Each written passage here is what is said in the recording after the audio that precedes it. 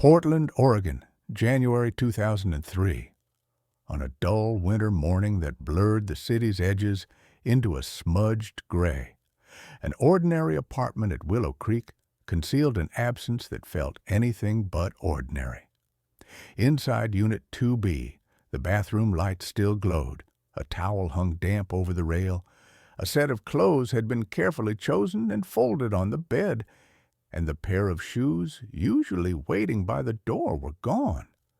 The room looked as if someone had paused mid-routine, stepped out for a moment, and simply never came back. The apartment belonged to Emily Carter, 25 years old, a financial manager at Claremont and Byrne, a downtown investment firm known for its demanding workload and unforgiving schedule. Emily had thrived there. Her colleagues remembered her as meticulous, soft-spoken, and relentlessly organized, the kind of person who color-coded spreadsheets for her own satisfaction and arrived at meetings with everything arranged 15 minutes before anyone else. People described her life as steady, orderly, predictable in the best possible way. She wasn't the type to disappear on a whim or break routine without warning. She liked small rituals, the same breakfast every morning, the same route to work, the same favorite cafe where she ordered a vanilla latte 3 times a week without fail. She had been dating Ryan Moore, an engineer she'd met at a university alumni event nearly 3 years earlier. The two of them shared the kind of quiet, comfortable relationship that made everyone assume they were headed toward engagement. They took yearly road trips, traded inside jokes, and rarely argued. Nothing about Emily's life hinted at turmoil, secrets, or instability. She was loved. She was anchored. Her plans for the next year included a promotion, a new apartment, maybe even adopting a dog. The night before she disappeared, Emily called her parents in Salem. She had sounded normal, tired from the work week, but cheerful. She mentioned waking up early the next morning to prepare for a Monday meeting. After that, she sent Ryan a short good-night text, telling him she'd see him later in the week. At 10:05 p.m., she ended the last call anyone would ever hear from her. There was nothing strange about the conversation, no hesitation, no fear, no hint of something wrong. She sounded, in every sense, like a woman expecting to wake up and go to work. But the next morning, her usual bright good morning message to Ryan never arrived. At first he thought she was running late, or maybe her phone had died. But when he called, he reached voicemail immediately. Not a ring, not a delay, just the same automated message. At the office, her co-workers tried calling when she didn't submit her morning report, which she had never missed once in 3 years. Still no answer. The calls multiplied, each unanswered ring tightening the worry that spread from her desk to her supervisor's inbox, and finally to her parents' kitchen table in Salem. By mid-morning, concern turned into something heavier. Her parents got into the car and drove the 2 hours north to Portland, navigating slick winter roads with a kind of mounting dread only parents of an adult child can understand. The fear of being too late, of arriving after something irreversible has already taken place. When they reached the apartment, they found the door locked from the outside and no sign of forced entry. Inside, nothing was broken, nothing scattered, nothing rearranged. It looked like Emily had been in the middle of her normal routine, preparing for the day, and then, inexplicably, left without finishing any of it. A hairdryer sat cooling on the bathroom counter. A mug with a faint ring of coffee rested beside the sink. A work bag sat open on the table with her planner lying half out of it, as though she had paused while reaching for a pen.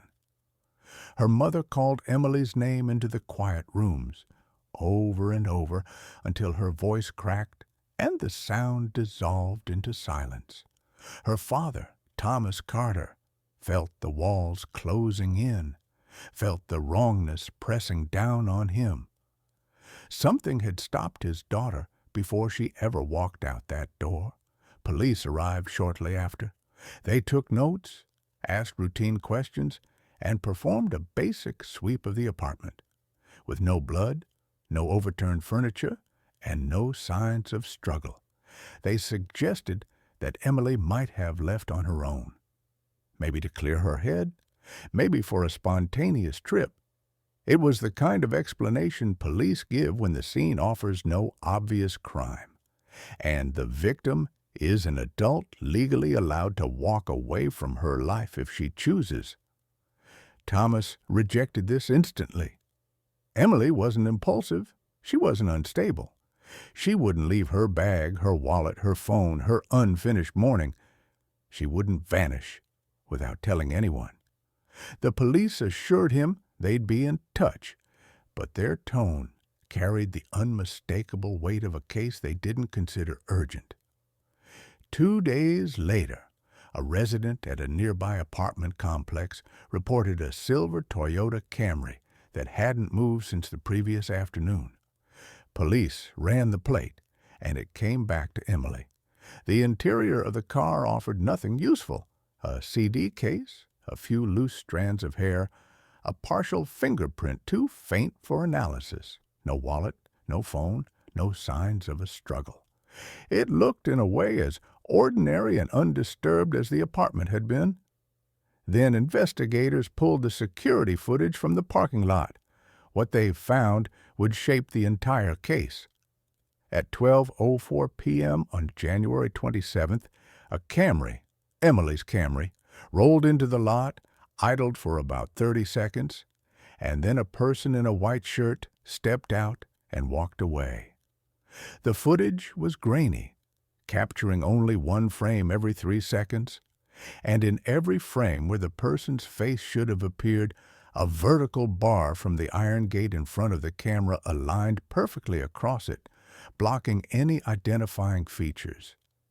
It looked unreal, accidental, but so precise it felt like intention, like a deliberate erasure. When investigators sent the footage to imaging specialists for enhancement, the results were disappointing. The gaps between frames were too large, the distortion too severe. They couldn't determine gender, facial structure, hair color, nothing. The figure quickly gained a name among detectives: the shadow behind the gate. Investigators interviewed Ryan, co-workers, neighbors, and every acquaintance Emily had interacted with in the weeks before her disappearance. They found no motive, no conflict, no suspicious behavior. They examined her financial records, nothing unusual. They reviewed her emails and messages, no threats, no secrets, no signs of distress. It was as if Emily Carter had lived a life entirely free of danger right up until the moment she vanished. And that made her disappearance even more baffling. People don't just disappear without noise, without friction, without someone somewhere knowing something. Yet Emily had. As the weeks passed, frustration mounted, leads evaporated, tips slowed, the public's attention shifted. After nearly a year of stalled investigation, the case was moved quietly into the missing person archives, a filing decision that felt like betrayal to Emily's family. Thomas Carter refused to let his daughter's name dissolve into paperwork. He called detectives relentlessly, demanded updates, petitioned for evidence reanalysis, and criticized the department publicly for concluding Emily might have left voluntarily. He insisted something had happened to her, something criminal, something concealed, and that the police had missed critical clues in the early hours of the investigation. For the wider city, Emily's story became another headline swallowed by newer tragedies. But for the Carters, the wound remained raw. Every morning brought the same impossible hope that she might somehow return. Her shoes remained lined up neatly on a shelf her mother dusted weekly. Her calendar, pinned on the wall beside her desk, still showed January 2003. The page never flipped. The image of the unknown figure stepping from her car lingered like a ghost over the years, a silent, faceless presence slipping between frames, shielded by iron and coincidence. It looked like a moment caught between realities, a person walking away from a stolen car, from an unfinished morning, from a life abruptly paused behind a locked apartment door, and each retelling brought back the same haunting question. Who walked away from that Camry? And what happened to Emily before that engine ever stopped? This moment, the frozen frames, the missing face, the locked door, is where the search truly began, where a family's certainty collided with the limits of technology and the narrow vision of early investigation, and where a shadow, captured in only a handful of frames, became the central figure in a mystery that refused to settle into silence. In the days following Emily Carter's disappearance, Portland police attempted to reconstruct her final movements, but the more they sifted through her life, the clearer one unsettling truth became. Nothing about Emily suggested she was planning to leave. Her laptop search history showed no travel plans, no job applications elsewhere, no message drafts to friends about stress or escape. Her bank account remained untouched after January 27th, and there were no withdrawals, no hotel bookings, no credit card pings anywhere along the West Coast. The detectives assigned to her case, Detective Laura Hensley and her partner, Michael Trent, began by mapping her routine, hoping that somewhere in the predictability a deviation might illuminate motive. Emily's co-workers at Harrington and Wells described her last week as uneventful, almost boring. She had completed a quarterly report ahead of schedule, joked lightly during a Friday meeting, and showed no signs of anxiety. One colleague recalled she mentioned something odd with the parking garage lights flickering a few nights in a row, but no one paid it much attention. The building, erected in 1978, constantly battled electrical quirks. Another coworker said she thought Emily seemed distracted during lunch on Thursday, stirring her soup absent-mindedly. But that detail, too, wavered under hindsight. Was it concern, or simply the retrospective invention people create when tragedy demands meaning? Ryan Moore, her boyfriend, cooperated fully with police from the first hour. Phone records showed he was home the night of January 26th, working on a project for an upcoming engineering conference. His alibi checked out.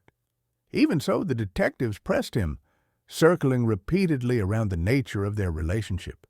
Had they argued recently? Had Emily confided any stressors? Had she mentioned anyone unusual? Any man following her? Any co-worker crossing boundaries? Ryan denied all of it. He insisted their relationship was steady, even comfortable. They had been discussing adopting a dog in spring, a plan that felt incompatible with the idea of Emily secretly plotting to disappear. But Detective Hensley noticed something during the second interview. Each time she asked whether Emily feared anyone at work, Ryan hesitated. Not long, just a fraction too long, as if sorting through memory or deciding how much to reveal. When pressed, he admitted Emily once mentioned someone lingering too long near the elevators a few weeks prior, a man in a dark jacket she didn't recognize. She brushed it off with a laugh, saying it was probably nothing. Still, that hesitation stayed with Hensley. The detectives pulled security footage from the investment firm's building. Every hour Emily was present during her final 2 weeks. What they found was both ordinary and deeply disquieting. In multiple clips, taken on different days, a tall figure in a hooded jacket appeared near the lobby entrance or by the elevator bank, always standing still, always looking in the direction Emily typically arrived. The figure never approached her, and Emily seemed not to notice him, but the presence was consistent enough to prompt deeper scrutiny. Unfortunately, the building's older cameras recorded at low resolution. The man's face was nothing but blurred pixels. No ID badge, no time-stamped entry. The building kept a digital log of all card swipes, and no employee matched the time frames when the figure appeared. Whoever he wasn't supposed to be in the building. While the team investigated this lead, another development arrived from Salem, where Emily's parents recounted a detail they initially dismissed as irrelevant. The night of the last phone call, Emily mentioned she heard a noise outside her apartment window, like someone tapping lightly. When her mother asked if she looked outside, Emily laughed and said no, assuming it was a branch or raccoon. But her parents remembered her tone, not frightened, but curious, as if she had heard it more than once that week. When police checked the exterior of the building, they found no branches capable of reaching her second-story window. But beneath the sill, in a patch of dirt softened by winter rain, the technicians found something strange, a faint impression of a shoe print, only partial, as if someone had stood there briefly, long enough to compress the earth, but not long enough to leave a clear pattern. Measurements suggested a men's size, but not enough tread remained to match a brand. A week passed, then 2. Public interest swelled, then settled into the familiar lull that follows when no dramatic development surfaced. The search parties narrowed, media moved on, but the detectives did not. They combed through months of Emily's phone data and found a subtle detail nearly overlooked. Starting in early December, she received a series of calls from a restricted number, sometimes twice in one night. She never answered them. She never mentioned them to anyone. The call stopped entirely 3 days before she disappeared. When phone companies traced the origin, the result was a dead end. The number pinged a relay line used by disposable prepaid phones. No subscriber, no ID. And then came the strangest layer. Each call lasted exactly 7 seconds before disconnecting. Not 6, not 8, 7, always 7. Detective Trent pointed out that if someone wanted to verify whether Emily was home or track her schedule, they might place brief calls at intervals. 7 seconds could mean nothing, but it could also mean everything. A few neighbors at Willow Creek Apartments reported unusual noises in the stairwell during the late nights in January. The sound of slow footsteps, someone pausing at each landing, a faint metallic tapping as if a key, or something sharper, brushed the railing while moving upward. No one ever saw who it was. At this point, the investigators began to consider the possibility that whoever left the Camry in the neighboring complex wasn't acting spontaneously. This may have been premeditated, organized, someone who had observed Emily's patterns long enough to exploit them. As officers re-examined the vehicle footage frame by frame, forensic technicians noticed a new detail. Though the figure's face was obscured by the iron gate, the person's gait favored the left leg slightly, a subtle limp, most visible in the second-to-last frame. When Hensley cross-referenced this with earlier footage from the investment firm's building, her pulse tightened. The hooded figure seen near the elevators walked with the exact same favor to the left side. Emily's parents, by then exhausted by uncertainty, held on to every new discovery with equal parts hope and dread. Her mother described waking at 3 a.m. nightly, convinced she heard Emily's footsteps in the hallway. Her father refused to box up her belongings. The apartment manager allowed the Carters to keep Emily's lease active for months beyond its end date, with the unit preserved exactly as it was, a frozen tableau of a life interrupted. But the more the detectives pieced together, the darker the portrait became. Emily Carter hadn't simply stepped away from her life. Someone had been watching her, patiently, quietly, repeatedly. Someone who knew her routines well enough to predict the exact window of vulnerability. Someone who managed to enter her life's periphery without leaving a name, a face, or a single usable trace. Someone who walked with a limp. Someone who stood behind an iron gate at precisely the wrong moment for the truth to be seen. And the city of Portland, unaware of the shadow threading through its ordinary streets, continued moving around the mystery, not yet realizing this was only the first layer of a story that would stretch far beyond a missing car and a locked apartment door. The problem with cold cases is that they don't stay still. They expand, they mutate, and they take on shapes their original investigators never imagined. By 2014, more than a decade after Emily vanished, Detective Laura Neal didn't inherit the case so much as she collided with it.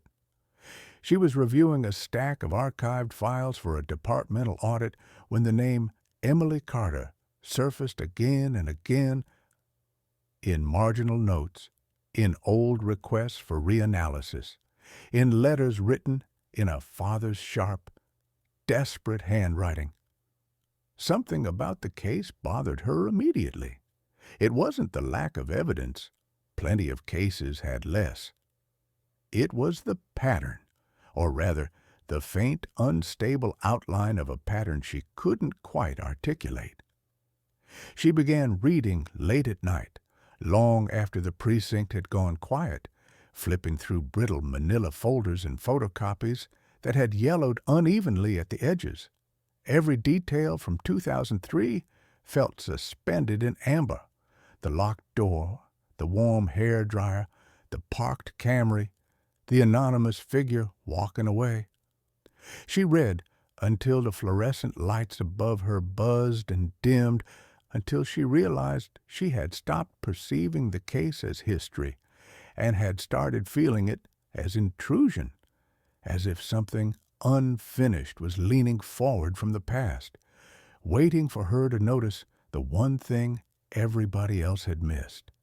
That one thing revealed itself not in the original files, but in an overlooked auxiliary report scanned into the wrong folder.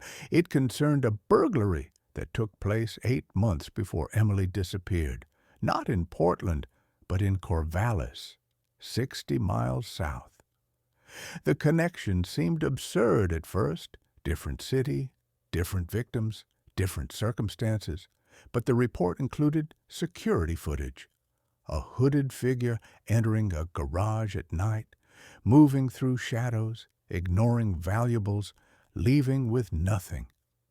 The burglary never made sense to local police. It felt more like someone testing boundaries than stealing property.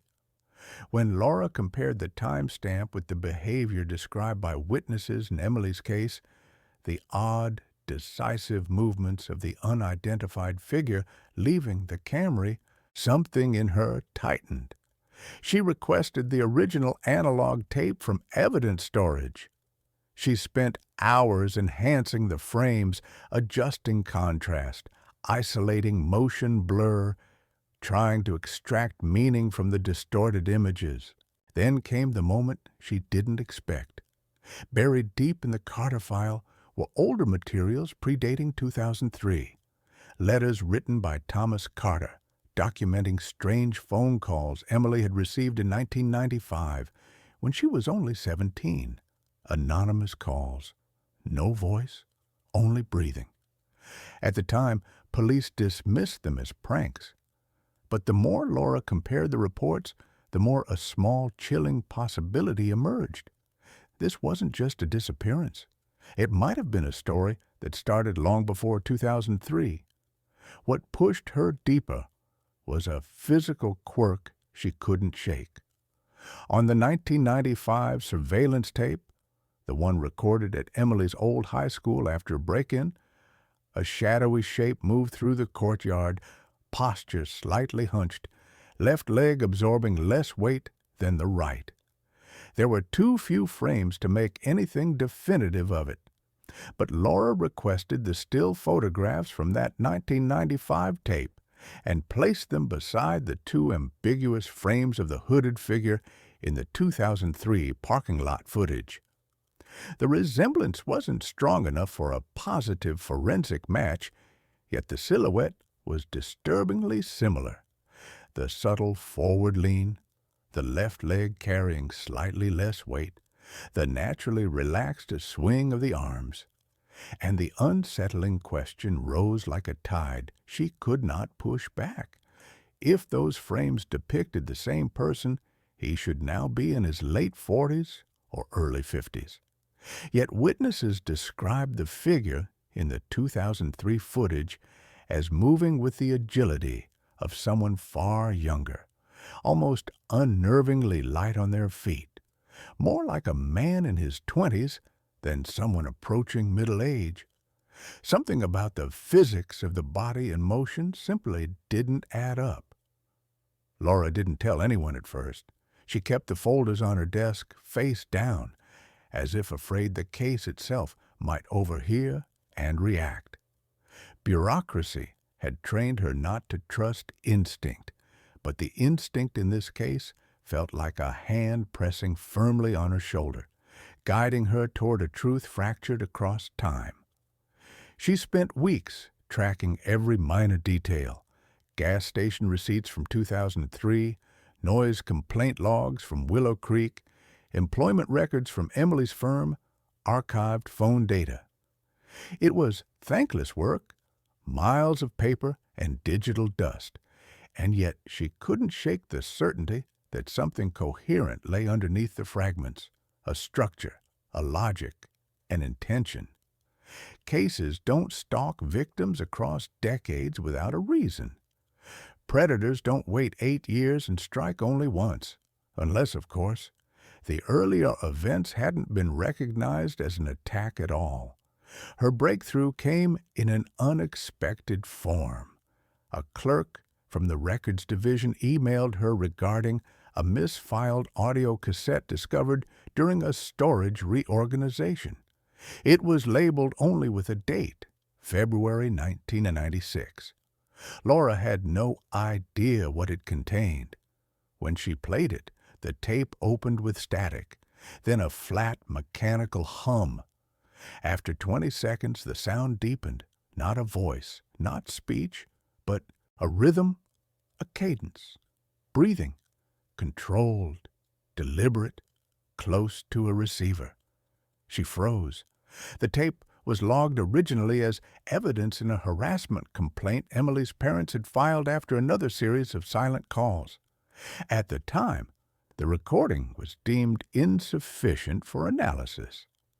Listening now, nearly 2 decades later, Laura felt the breath on the tape as if it were a presence in the room, watching, waiting.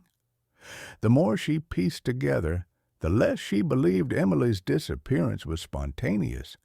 Someone had observed her life long before 2003. Someone had moved in the periphery of her childhood, disappeared, then resurfaced at the edge of her adulthood. Someone had waited for years, patient, deliberate, careful. The question wasn't whether Emily had been targeted, but why, and why then. When Laura finally stood up from her desk, hours after midnight, she realized the investigation she'd stumbled into wasn't really cold at all. It was breathing, it had a rhythm, and somewhere within that rhythm lived the same unbroken cadence she had heard on the tape, a pattern that felt less like coincidence and more like pursuit. She printed new copies of the still frames from both surveillance tapes and pinned them side by side on her board. Two silhouettes divided by 8 years, two bodies sharing one improbable posture, two moments separated by nearly a decade, yet aligned with an eerie precision. It was enough to convince her of one thing. The shadow behind the gate didn't appear in 2003. It had simply stepped out of hiding.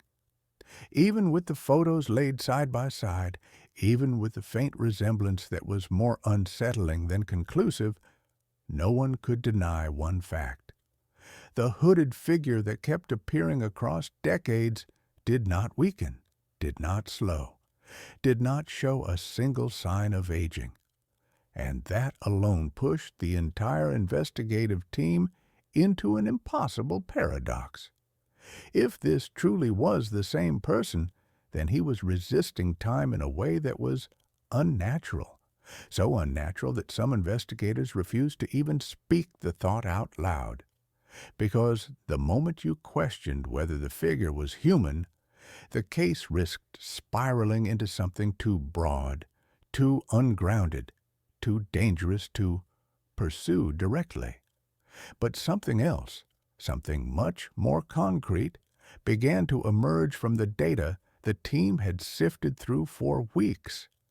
Every time the hooded silhouette appeared near any disappearance, there were always signs of prior preparation. Not preparation for an attack or abduction, but preparation to erase evidence. Cameras that malfunctioned only on that night. Streetlights that flickered for days beforehand. Trails, hallways, or neighborhoods where the figure had been sighted always came with reports of strange footsteps 1 or 2 weeks prior. All these tiny incidents, once dismissed as isolated glitches, suddenly formed a perfect loop when placed together. The figure didn't just stalk. He scouted, mapped exits, memorized routines, and then vanished without leaving a seam behind. What made it worse was the moment Samuels, the behavioral analyst brought in from Seattle, uncovered a chilling detail no one had noticed. Despite spanning different decades, cities, demographics, and circumstances, all victims shared one subtle pattern. Every single one had experienced a shift in their daily routine within a month of vanishing. Not major changes, but micro adjustments. Arriving to work 10 minutes later, switching grocery stores, taking a different jogging route, moving from evening workouts to morning sessions. These tiny deviations seemed meaningless, but Samuels believed that was the exact moment the figure selected them, when someone was unstable enough for him to track without attracting suspicion. When the team returned to the file of their latest victim, they called her Case W, everything snapped together in a way that chilled even the most seasoned investigators. 2 weeks before her disappearance, she switched to the morning shift at the cafe. 1 week before, she changed her jogging route due to road maintenance. 3 days before, she casually mentioned to a coworker that her phone signal had been strangely inconsistent, all of it trivial, all of it easy to overlook. But placed under Samuel's analysis, the pattern was unmistakable, a breadcrumb trail she never realized she was leaving behind. And then came the digital journal entry. Case W's phone had automatically saved dozens of half-finished notes, reminders, half-sentences, ideas typed, then abandoned. Buried within them, the team found a fragment created exactly 48 hours before she disappeared, incomplete, abrupt, but enough to drain the warmth out of the room. Saw that man again standing near the tree line like last time, but no timestamp, no continuation, no autosync. It was as if she had been typing, and something made her stop mid-breath, never returning to finish it. While they were still processing that, a new report arrived from the peripheral search team that made several investigators stiffen. Roughly 800 meters from her last known location, a resident reported hearing the sound of an old car horn on the night she vanished, a soft, stretched tone typical of vehicles from the late 1980s. The sound occurred 3 times, each exactly 12 minutes apart. No one checked because they assumed someone was stuck on a forest road. But when Samuels plotted the timing against the disappearance, the conclusion was sickeningly clear. The pattern wasn't random, it was signaling, which led to a hypothesis so disturbing that even mentioning it felt like stepping into forbidden territory. What if the hooded figure wasn't operating alone? What if he wasn't a solitary predator but a structure, a mechanism, a small, disciplined circle working silently across decades? A circle with a scout, a watcher, a taker, and someone dedicated solely to removing traces. Samuels never stated it outright, but in his report, he wrote one line that left the entire task force silent. Some entities do not age because they were never a single individual to begin with. From that moment, everyone understood what they were hunting wasn't a man. It was a loop that never broke, a loop that swapped members, roles, faces, but preserved the same posture, gait, and silhouette. So eyewitnesses across generations always described it as the same person. There was more. When they revisited heat signature footage taken by rescue teams on the night Case W vanished, they found a brief anomaly, a concentrated point of heat near the forest edge at 2:41 a.m. When enhanced, it became clear the signature wasn't biological, not an animal, not a human. It was metallic, a small box, likely some kind of transmitter, glowing for only 8 seconds before disappearing entirely. No trace, no residue, no physical imprint. Who placed it there? More importantly, who retrieved it? No one had answers. But the device's brief movement path pointed directly toward the place where Case W's shoes had been found. Clean, unnaturally clean, placed neatly at the gravel line like someone had set them down with intention. Not abandoned, not dropped, placed. That was the moment the investigation crossed into a territory no one wanted to revisit.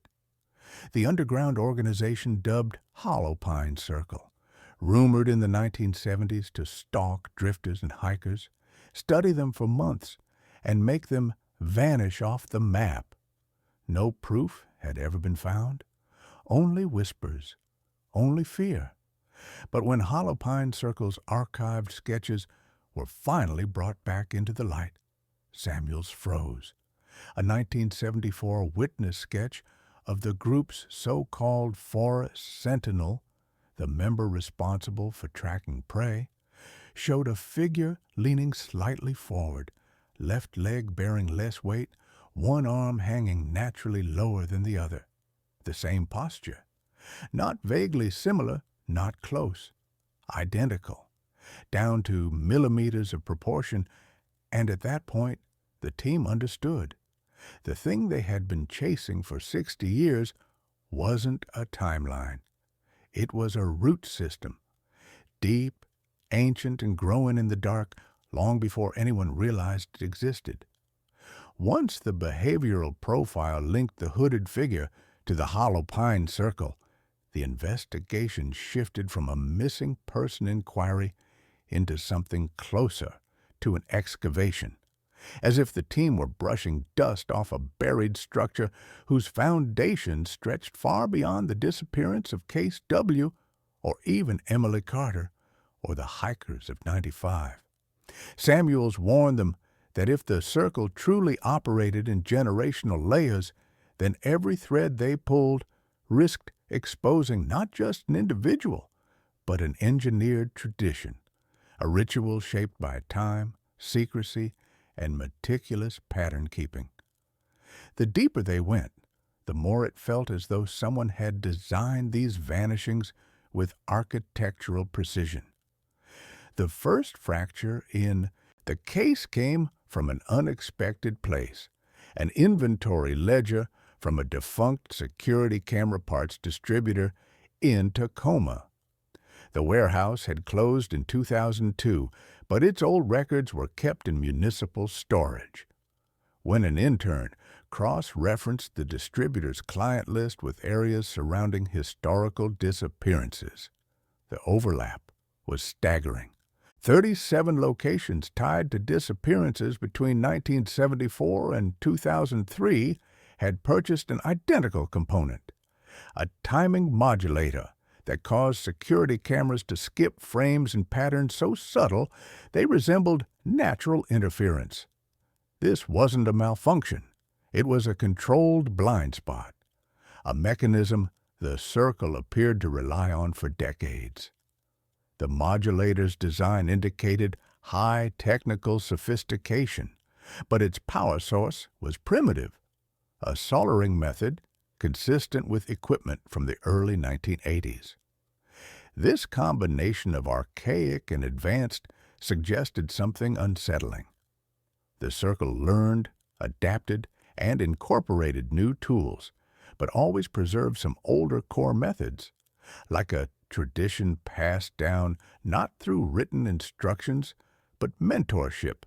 One generation teaching the next exactly where to stand, how to move, which angles cameras could never capture. It was around this time that the team began referring to these gaps in CCTV footage as vanishing corridors, narrow slices of reality where the circle could move undetected. These blind corridors appeared not by chance, but by deliberate alignment. Cameras tilted by 1 degree, trees trimmed at specific heights, street lamps that flickered in predictable rhythms. It was as though the circle sculpted the environment itself into a path nobody else could see. Everything changed when forensic technician Aline Vargas made an unnerving breakthrough. She had spent weeks analyzing a 6-second fragment of thermal footage captured the night Case W disappeared, the same clip that showed the heat signature box. But instead of focusing on the object, she examined the negative space around it. There, faint and nearly invisible, were remnants of 3 additional heat sources, perfectly triangular in formation. Their signatures were too weak to indicate people, but too precise to be natural phenomena. 3 nodes, 3 devices, 3 transmitters, all active for exactly 8 seconds, then gone. The team ran the data through an old triangulation algorithm used for locating radio frequencies in rural terrain. The resulting map pointed not to the forest, not to the usual disappearance zones, but to an abandoned industrial corridor near the edge of Portland, a place long written off as a cluster of empty lots and condemned buildings. The coordinates zeroed in on a boarded-up structure that once housed a company called Northbridge Cold Storage, shuttered since 1984 after a contamination scandal no one fully understood. When investigators visited the site, the air inside felt colder than the weather outside, an impossible temperature drop that registered on their handheld devices. The interior appeared undisturbed for decades, but the floor dust told a different story. There were faint traces of recent movement, not footprints exactly, but dragged patterns suggesting something or someone had been wheeled carefully across the ground. In the far corner of the building, beneath a rusted ventilation shaft, they found something no one expected. A wall carved with shallow repeating markings, not symbols, not letters, more like measured lines, each set separated by consistent spacing. The markings were grouped in clusters of four, always four, repeating across decades of dust and mildew. Samuel stared at them for a long time before speaking. "Rotations," he said finally. "Not names, not counts. Rotations." The implication was immediate and devastating. If these marks represented the circle's operating cycles, rotations of members, roles, or assignments, then Northbridge Cold Storage wasn't just a hiding place. It was a waypoint, a station, a checkpoint where the circle reorganized, reassigned, replaced. Suddenly, the hooded figure's agelessness no longer needed supernatural explanation. Time didn't fail to touch him. He simply wasn't the same man, or woman, or person. The silhouette remained, the posture remained, the role remained. But the individual inside it shifted every few years, trained to walk the exact way, lean the exact way, move in the exact rhythm.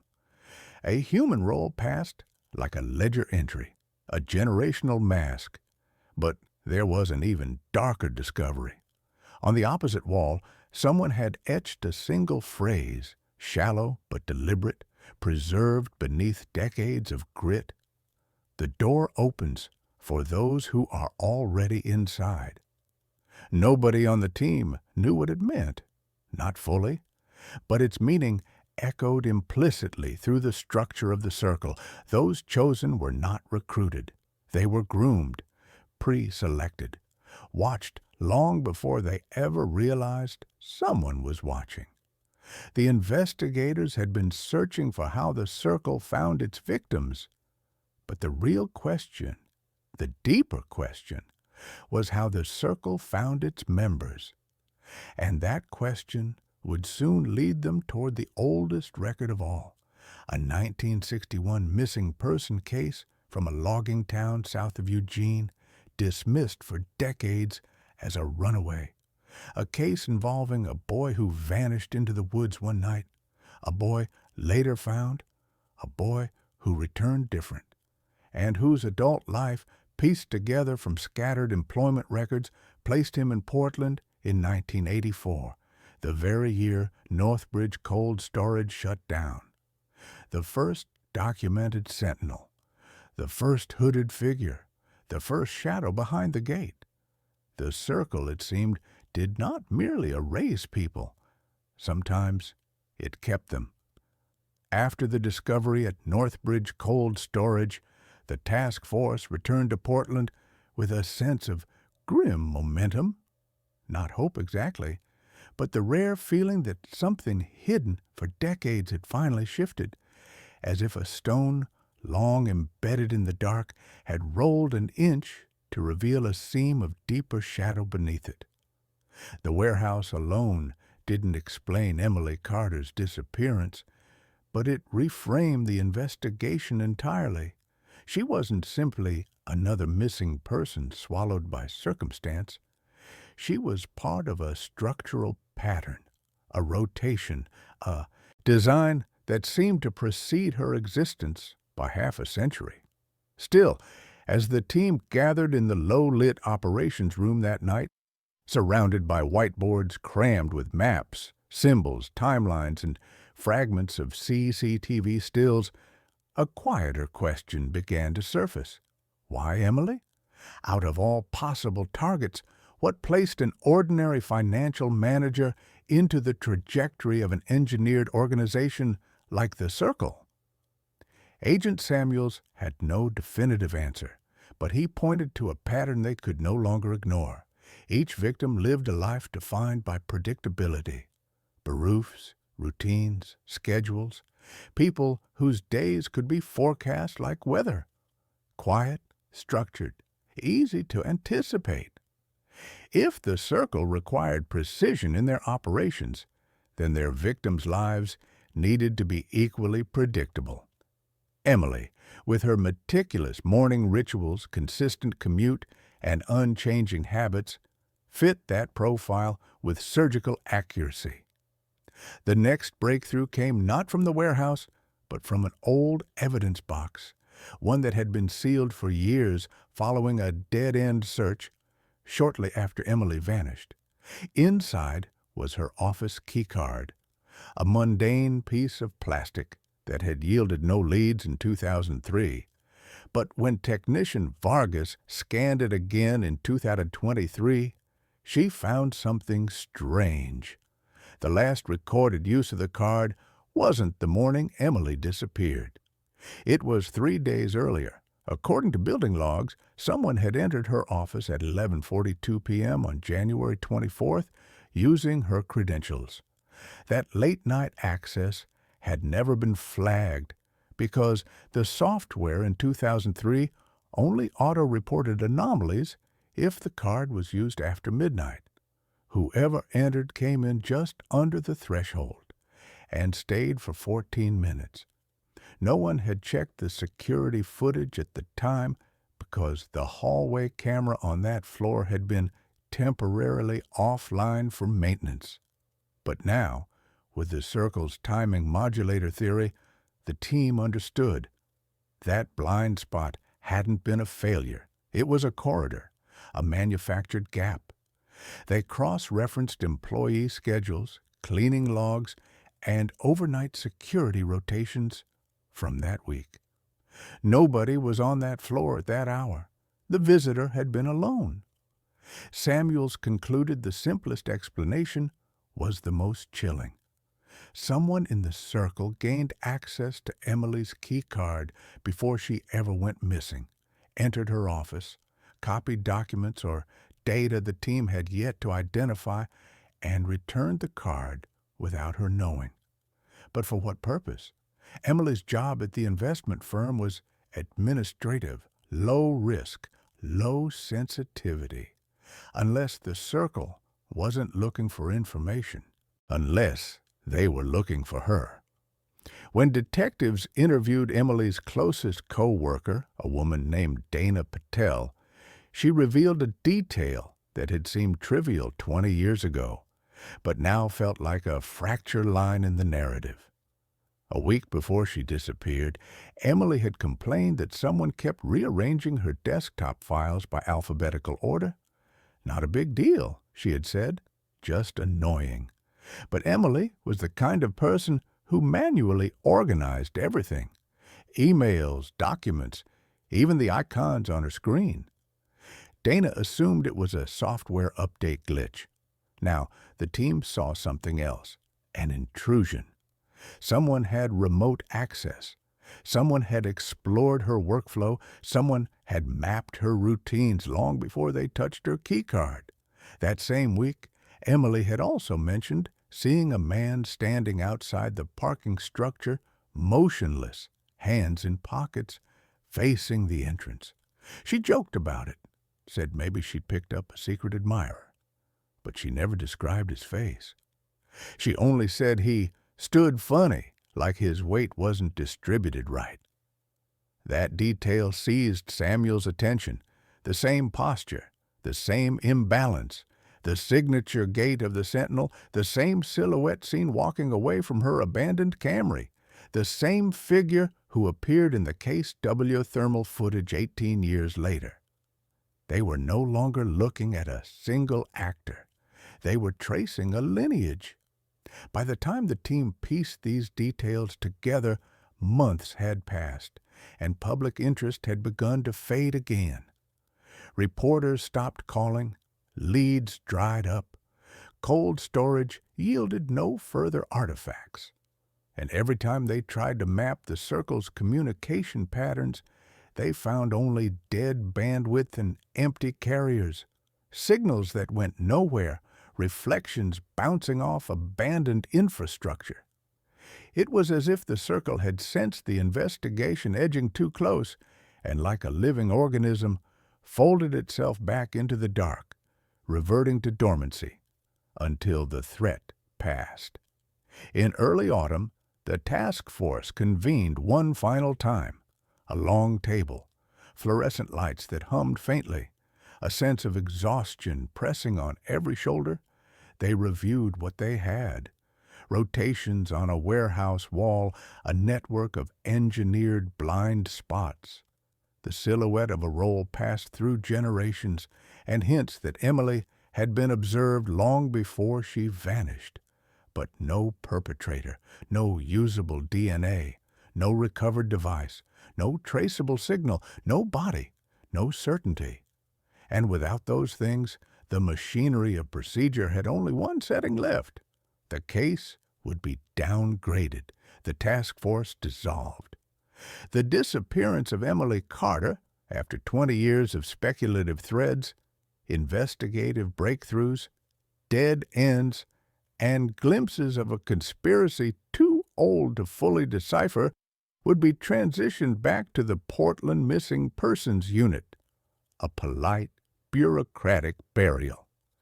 Samuels fought the closure. Vargas refused to sign off on the final report for days. But in the end, the system moved the way systems move, slowly, impersonally, inevitably. On December 3rd, the Carter family was notified that active investigation efforts had ceased. Emily's mother cried quietly. Her father stood still for a long time. Her brother asked one question: "So what now?" But no one answered. The file was closed.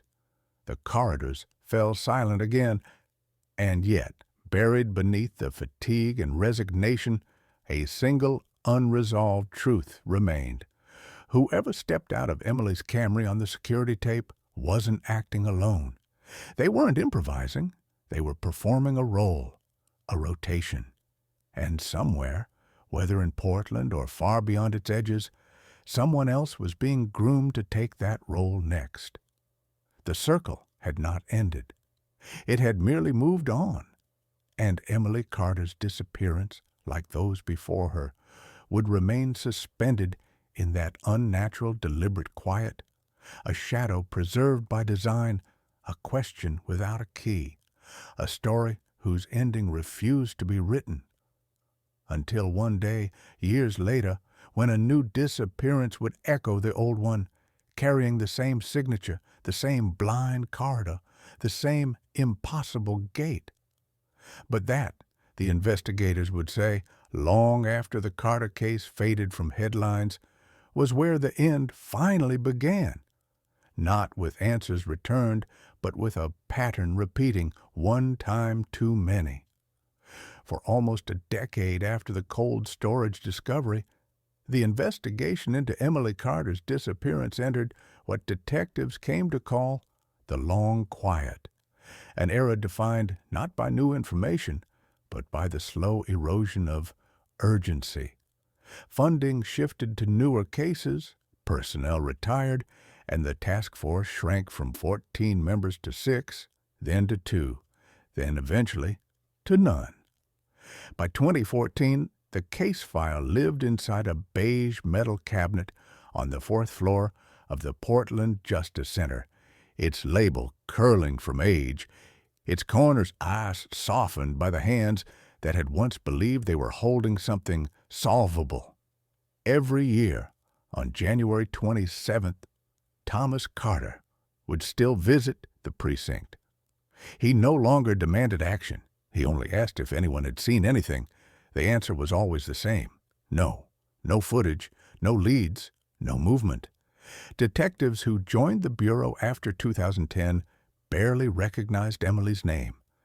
She became another face on a wall of cold cases, another date, another residue of grief. And yet, the story never fully died. It lingered in quiet places, night shift archives, late-hour patrol briefings, the minds of officers who had once stood in the Northbridge warehouse and felt the impossible cold press against their skin. But without evidence, without bodies, without even a consistent suspect, the circle dissolved into rumor, something between an urban legend and a departmental ghost story. Even the phrase, shadow behind the gate, once whispered like a warning, eventually faded out of use. Silence, however, has an odd way of preserving echoes. In October 2016, a woman named Lydia Hartsford, who had lived in the same building as Emily Carter back in 2003, filed a routine request for a background check on a property she was buying outside Eugene.